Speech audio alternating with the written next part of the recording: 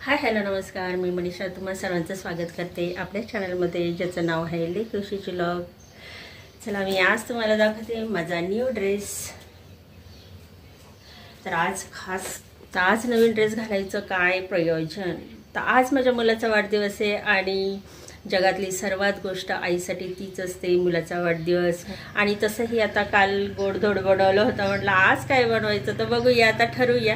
पण आता मी काढत आहे रांगोळी आणि छानपैकी छोटीशी अशी रांगोळी काढत आहे.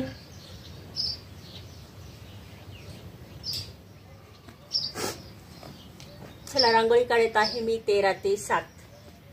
रांगोळी कोणती काढावं असा प्रश्न चालला होता. पण ज्यावेळेस मी जन्मला होता ना, त्यावेळेस माझी ना शंकरावर भक्ती होती. म्हटलं चला आता आपण आहे ना शंखवाची काढू, शंखाची.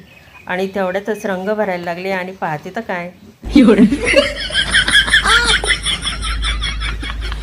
रंग घेऊन यायचे तर काय घेऊन आले, मसाल्याचे डबे. घाई गडबडीत आहे ना ह्या गोष्टी ना आजकाल माझ्याकडनं भरपूर वेळा होऊ राहिलेल्या आहेत. असं आता रंग भरायचे तर मग रंग तर आहे तेवढे सगळं मस्तपैकी शंखामध्ये भरून देते आणि छानपैकी अशी उठावदार अशी रांगोळी दिसन ही आकर्षक पद्धतीची. होळीच्या वेळेस आपला लॉगच आला नव्हता. मी त्यावेळेस नेमकी बाहेर गेली होती, म्हणजे संगमनेरला माझं काम होतं, तिथं माझं फॉर्मचं भरायचं होता. आता टीचर भरायच्या दुसरा फेज येऊ राहिलेला आहे, तर त्याच्यामुळं त्यांनी सांगितलं की तुमच्या फॉर्ममध्ये काही चुका असेल तर ते दुरुस्त करून घ्या, किंवा तरी पण ते सर्टिफाय तरी करून घ्या नसेल तर. पण नंतर मग मी बघितलं की सर्टिफाय करायची काही गरज नाही आहे. मग मी घरी आले, येता मग तिथं ड्रेस होतेच. चला म्हटलं एक मस्तपैकी कुर्ती घ्या, म्हणून मग मी घेतला. तर ते दोन्ही मिळून मला 350 रुपयाला पडलं. तिथं भरपूर प्रमाणात होते, पण मी म्हटलं ठीक आहे, हे जाऊ द्या. आणि मग आज या दिवसाचं औचित्य साधून मी हा ड्रेस घातलेला आहे आणि त्याचबरोबर मस्तपैकी दारात रांगोळी काढत आहे. आता त्याचा वाढदिवस आहे, तो कसा साजरा करून, आता तो काही एवढा जास्त वाढदिवस साजरा करण्यामध्ये एवढा इंटरेस्टेड नाही आहे. आणि लहानपणापासून मी पण हे असंच माझं धोरण ठेवलेलं आहे. तर अगदी लहान होता, म्हणजे खूपच फक्त पहिल्या वर्षीचा वाढदिवस मी साजरा केला होता. त्यावेळेस भंडारदऱ्याला होतो आणि त्यावेळेस सोनू आणि मी इकडंच म्हणजे काकांकडंच होते. तर माझी स्टोरी मी तुम्हाला कधीतरी सांगेलच. पण मग त्यावेळेस माझ्याकडं काही एवढे म्हणजे साजरा करायचं, ते केक आणायचा किंवा ते भजन मंडळी ठेवायचं असं काही एवढं म्हणजे माझ्या डोक्यात पण नसायचं. कारण मी ना ते सर्व पैसे वाचून आहे ना काय करायची, सोनूला ज्या लसी ज्या असतील ना त्या द्यायचा माझा आग्रह राहायचा. आता सरकारी लसी असतील त्या तर मी दिलेल्याच होत्या, पण त्याच्या पलीकडच्या ज्या लसी त्या सरकारी दवाखान्यातही नसायच्या आणि मग त्या खाजगी दवाखान्यात भेटायच्या. मग ती मेंदूज्वर असो, धनुर्वाद असो, म्हणजे जवळजवळ मला तसं वाटतं 12-13 वर्षापर्यंत त्या लसी होत्या. आणि मग त्या सर्व मी लसी त्याला दिलेल्या आहे. अगदी किती खर्च असो, एका लसीची किंमत जवळजवळ 3-3 हजार 4-4 हजार राहायची. त्यामुळे मग मोठमोठे वाढदिवस साजरे करणे किंवा एवढ्या मोठ्या गोष्टी करणे हे माझ्या डोक्यात नसल्यामुळं त्याला पण तेवढी काही फारशी आवड नाही राहिली. आता मोठे मोठे वाढदिवस म्हणजे काय, म्हणजे गाव जेवण, अंगत पंगत घालणे, भजन मंडळ ठेवणे, किंवा हे तर गोष्ट आपल्या आवाक्याच्या बाहेर. पण त्याच्या मित्रांच्या वगैरे असे साजरे व्हायचे ना, मग मी पण मग काय तो असं म्हणायचं, जाऊ दे मग मला काही आवडत नाही म्हणे वाढदिवस. तर ठीक आहे, मला पण मग मी तो एवढा समजून घेतोय, मग मला पण मनातून छान वाटायचं. आणि मग मी बीएडला होते त्यावेळेस मग आता असं वाटायचं की आपण नाही तर याचा वाढदिवस कोण साजरा करणार, कारण मी इकडंच हॉस्टेलला राहत होती. आणि मग मी काय केलं, नेमकी त्याच्या वाढदिवसाच्या दिवशी त्याच्या क्लासमधल्या मुलांची संख्या, टीचर वगैरे धरून मी एवढा भला मोठा केक घेऊन गेली, त्याचबरोबर कॅन्डल्स वगैरे पण घेऊन गेली आणि मॅडमजवळ दिला. म्हटलं की हे कॅन्डल वगैरे पेटवून हा केक वगैरे कापून शाळेमध्ये साजरा करा म्हटलं, की कारण आता मी तर काही म्हणजे नाही आहे त्यामुळं. आणि म्हटलं मग त्याच्यानंतर मग मी काय रेग्युलरली त्याचा घरी साजरा करेन. तर मॅडम म्हटलं ठीक आहे. आणि मग काय ते 2-4 फुगे पण दिले होते, 2-4 फुगे मला वाटतं लावले होते त्यांनी. आणि मग मस्तपैकी केक वगैरे कापला, छानपैकी मेणबत्त्या वगैरे लावून त्याचा वाढदिवस तिथं साजरा झाला. आणि मग काय सगळ्या मुलांना असं वाटायला लागलं की आपला पण वाढदिवस शाळेमध्ये साजरा झाला पाहिजे, कारण सगळ्या मुलांमध्ये तो आनंद मुलांमध्ये घेतला होता. आणि मग तो सगळ्यांनी केक वाटला, सगळ्यांनी खाल्ला, म्हणजे मुलांना पण कळालं नाही की याचा वाढदिवस आणि मस्त छान साजरा झाला. आणि मग तेव्हापासूनच त्या दिवसापासून दुसऱ्या दिवशीच लगेच एकेका मुलांनी केक आणायला सुरुवात केली आणि मग त्यांचे पालक पण येत होते आणि मग कॅन्डल्स वगैरे आणून तो शाळेमध्ये तेव्हापासून सुरुवात झाली असं. तर हे पाहून मला इतका आनंद झाला ना, म्हटलं अरे वा, म्हटलं शाळेमध्ये म्हणजे आपण आपली म्हणजे अडचण म्हणून आपण तिथं गेलो होतो, म्हणजे आपण तो साजरा करू शकत नव्हतो, आपण इकडं होतो, पण त्यानंतर हे शाळेमध्ये रुजूच झालं. आणि मग असंच मग एक दिवस आम्ही असंच साचीचा पण बड्डे असं शाळेमध्ये साजरा केला होता. तर साचीला पण इतका आनंद झाला होता ना, ती म्हणते की मी घरातल्या घरात केला असतं तर तुम्ही, मी आणि 2-4 मुलं आले असते, पण मी शाळेमध्ये साजरा केला, सगळ्या मुलांना केक दिला, सगळ्यांना खूप छान वाटलं, सगळ्यांना सिस पेन्सिल वाटल्या आणि खूप छान वाटलं म्हणे. तर तो जो आनंद आहे ना तो मुलांचा खरंच बघण्यासारखा असतो. आणि मुलं कसं शाळेमध्ये साजरा केल्यानंतर खरंच त्यांना एक प्रकारचा खूप म्हणजे मनापासून आनंद होतो. आणि शुभेच्छा देणारी कोण असते? इनमीन मी एकटीच असते, कारण इतर कोणी मला तर वाटत नाही आमच्या नातेवाईकामध्ये एवढं किंवा कोणी बहिणी वगैरे कुठं एवढं फार शुभेच्छा देतात. माझ्या वाढदिवसाला सुद्धा कोणी देत नाही, तर त्याचं तर सोडत. मला हेच कळत नाही 2 शब्दांचं एवढं तरी काय जात असतं. कुणी कोणाला खजिना आणून देत नाही, कोणी कोणाला 4 पैसे आणून देत नाही, मग 2 शब्दांचं काय एवढं. तर खूप विचित्र असतात नाही का नात्यांमध्ये सुद्धा.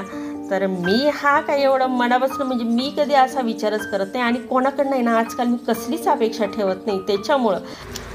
आणि मी ना आज नेमकी अशी वर आली बसायला त्याच्यामुळं, म्हणजे 2-3 दिवसापासून वर आलेली, कारण आहे ना खाली इतकं पत्र्यामध्ये गरम होतं ना आणि त्यामुळेच आहे ना गाड्यांचा हा रस्त्यावर ज्या गाड्या येता जातात ना त्याचा आवाज तर नक्कीच येत असेल यामध्ये. तर मी दिलगीर व्यक्त करते. आता काय करणार आहे, खाली पण खूप गरम होतं ना, त्यामुळे मी तर वरती आलेली आहे आणि कशी लाईट पण नाही आहे आता. तसं तर आज मी काही व्लॉग बनवणार नव्हते, म्हटलं चला आपण दिवसाआड बनवू, पण मी म्हटलं की आज जरा थोडासा बड्डे आपण सेलिब्रेट करूया आपण स्वतःच. पण ह्या गोष्टी त्याला पटल असं मला नाही वाटत, कारण तो म्हणतो की हे तू जगाला का सांगत असतं. तर हे जगाला थोडेसे हे जरी मी व्लॉग नसता बनवला ना तरी मी ह्या गोष्टी करणारच होते. दुसरं काय, फक्त आपली दारातली रांगोळी तर नियमितच असते आणि एखादा गोड पदार्थ. तर बस एवढंच, याच्या पलीकडे तर काय करणार आहे मी. चला आता माझी रांगोळी झालेली आहे, आता ही आवरासावर सगळी करून घेते आणि खूप उशीर झालेला आहे. तसा किती विस्मरणात गेलेल्या ह्या रांगोळ्या, अगदी लहानपणी इतकी तन्मयतेने म्हणजे एक चित्ताने ही रांगोळी काढायची ना की बस. पण आता किती विसर पडत चाललेला आहे ह्या रांगोळींचा पण सुद्धा. आणि कधीतरी आठवतं, नाही तर कुठंतरी असं बघावं लागतं त्यामध्ये आठवतात त्या रांगोळ्या. अशा इतक्या भरपूर टिपक्यांच्या रांगोळ्या येतात. फ्री हँडच्या मला अजिबात रांगोळी जमत नाही. मला आहे ना ती जे बोटाने रांगोळी जरी धरायची ठरली ना तरी पण आहे ना अशा हात वळत नाही माझे. हाताला असं म्हणजे रांगोळी धरली का वाम येतात अशा हाताला.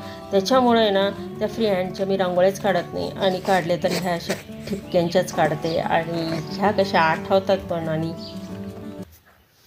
आणि माझी रांगोळी झाल्यानंतर मग हे आपले जे वाळलेली लाकडं आहेत ना हे यांना दिलेली. आता हेच गहू घेऊन जात आहे त्यांना खाण्यासाठी.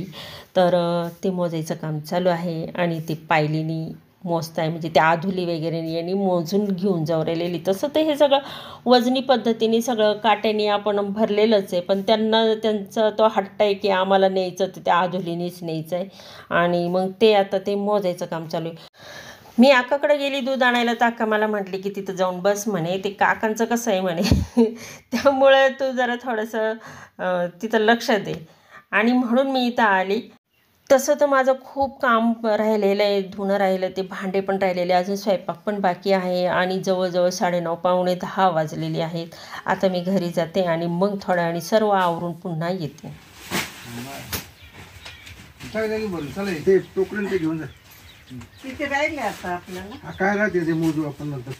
आकाचं बरंच आवरलं होतं, मग आका इथं येऊन बसली आणि त्याच्यानंतर मग मी गेली होती. माझं सगळं आवरलं आणि मग मी पुन्हा आली. तोपर्यंत हे सगळं गहू मोजायचं झालेलं होतं. चला आता धुणे भांडे झाल्यानंतर मग मी आता लागली स्वयंपाकाला. आता ही जी फ्लावरची भाजी ती झाली, ती एका बाजूला काढली आणि लगेच चपात्या करायला घेतल्या. आजकाल काही कावळे येईनाशी झाली, नाही तेव्हा होते. कावळा कधी येतो? दुपारचा 4-5 वाजता येतो. आणि मग असं वाटतं की मग पोळी ठेवली असती. कधी पण येतो, असं नाही की आजच येतो म्हणजे आज येईलच. कधी त्याच्या मनात येईल तेव्हा येईल. तरी पण पोळी करून ठेवते त्याला. खातही नाही. आणि आपण अशी पोळी टाकली ना, अशी जर पोळी टाकली खायला ना, तर लवकर खाणार नाही, फार कडक होऊन देईन मग खाईन. चला आता भाजी केली आहे मी याची मस्त तेलामध्ये अशी छान. अगदी काहीतरी थोडंसं किंचित पाणी शिंपडून शिडकावा देऊन फ्लावरची भाजी केलेली आहे. आता यानंतर पोळ्या करते, चपात्या.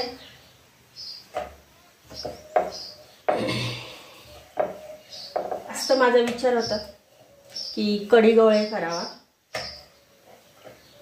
चपाती करावा, पण ते उठलं पण जात नाही ते करावं.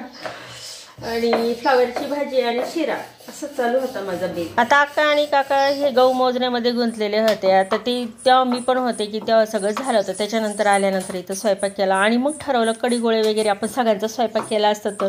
पण हा विचार करेपर्यंत म्हणजे भाजी होईपर्यंत राकारचा तिकडं मिक्सरचा आवाज आला. म्हटलं आता जाऊ दे, आता दिला विचार सोडून. आणि मग त्यानंतर आता ही माझी आता भाजी झालेली आहे. आता ह्याच कढईत मला शिरा बनवायचा आहे. आणि म्हणून मग मी काय केलं, पातेल्यामध्ये पाणी ठेवलं आणि मग दुसरं हे पातेल्यात पाणी ठेवलं त्याच्यासाठी की ती तूप आहे ना, तुपाची बरणी मला त्यामध्ये ठेवायची. कारण हे सर्व समप्रमाणात मोजून करणार आहे, बनवणार आहे मी सत्यनारायणसारखा, पूजेला जसा शिरा असतो ना त्या पद्धतीचा. आता घेते शिरा करायला आणि हे सर्व मोजून ठेवलेलं आहे वाटीच्या प्रमाणानुसार. हे 1 वाटीचं प्रमाण घेतलेलं आहे. 1 वाटी रवा, 1 वाटी साखर आणि हे 1 वाटीने मला तूप मोजायचं. तर त्याच्यासाठी मी हे गरम पाणी नंतर केलं, कारण हे तूप सगळं थिजलेलं आहे. हे कधी व्हायचं आता हे. चला तोपर्यंत मी आता काय करते, हे रवा थोडा भाजून घेते. आधीच भाजलेलाच होता, फक्त थोडासा भाजलेला होता मी. तर आता हा पूर्ण असा छानपैकी भाजून घेते. ज्यावेळेस मी तुम्हाला टिप्स दिली होती ना, त्यावेळेस हा सगळा मी रवा भाजून ठेवलेला होता, अगदी हलक्या स्वरूपात, म्हणजे पूर्ण नव्हता भाजलेला. पण आता मी तो पूर्ण भाजून घेणार आहे. आणि इकडं हे जो आहे ना, हे पाण्यात ठेवले, हे काही याचं अजून झालेलं नाही आहे पातळ. आता काहीतरी आयडिया करावं लागेल. तर तूप घेते मी आता, मग काय शेवटी आता याच्यामध्ये काढून. आणि अगदी थोडंसं कमी घेते, कारण आहे ना मी आता हे तापवणार आहे. ह्याच कढईमध्ये आता मी यामध्ये वाटी ठेवलेली आहे, म्हणजे हे तापून जाईल. तशी जर ठेवलीत ना ती सर्व काळं होऊन जाईल, काय उपयोग होत नाही. मग त्या वाट्या वापरायला सुद्धा बरोबर वाटत नाही. आता बघा थोडं प्रमाण वाढलं आहे याचं. आता हे घेते बाजूला करून, नाही करत नाही आता, डायरेक्ट असंच टाकते.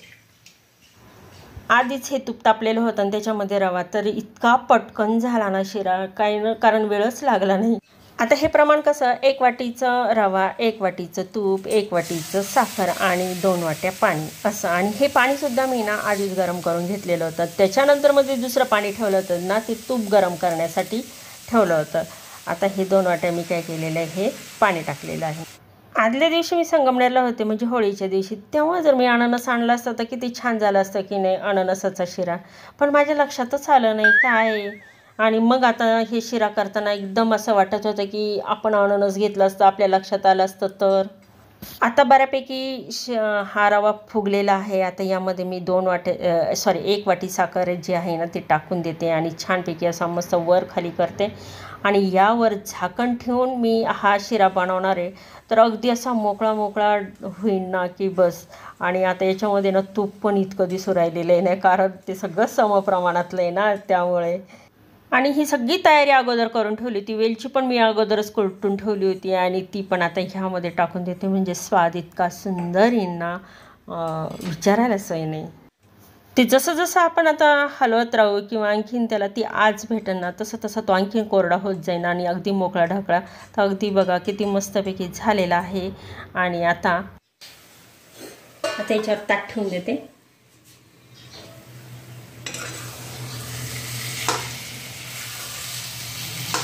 बऱ्यापैकी फुगलेला आहे. आता काय करू, पुन्हा त्याला वर खाली करू आणि पुन्हा ताट ठेवू, म्हणजे आणखीन छान पद्धतीने ते फुगला जाईल. किती मस्त झालेलं आहे बघा, मोकळा ढाकळीत सुंदर.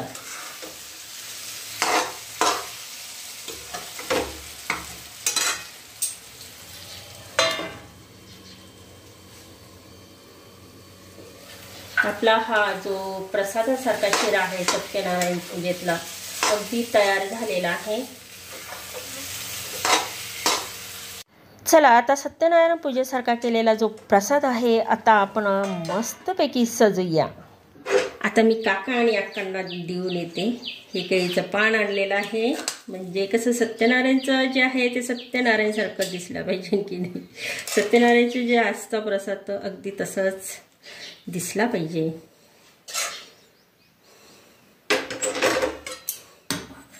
आणि तसा हा 2 दिवस सुद्धा राहू शकतो. तर बघा मस्तपैकी सत्यनारायणचा प्रसाद.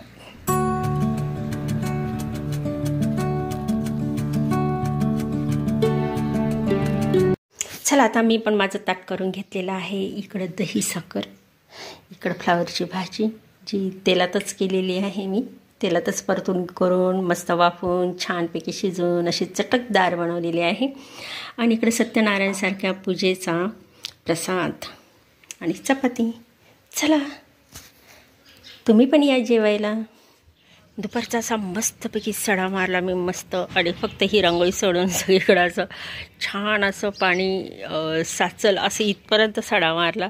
काय करावं, सकाळ सकाळी झाडताना आहे ना खूप धूळ उडते ना, त्यामुळं मग ही माती तरी दबून जाते. आणि इकडं जे आता गहू आपण हार्वेस्टरमधून काढलेले होते ना ते आता आपण म्हणजे विकलेच म्हणायचे. आणि आता ते घेऊन जात आहे.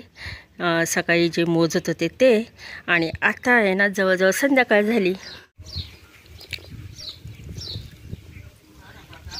तर चला माझ्या मैत्रिणींना तुम्हाला आजचा दिवसभराचा लॉग कसा वाटला जरूर कमेंट करा. भेटूया आपण अशाच नवनवीन लॉगमध्ये. Bye bye. आणि बघा आभाळ किती आलेलं आहे.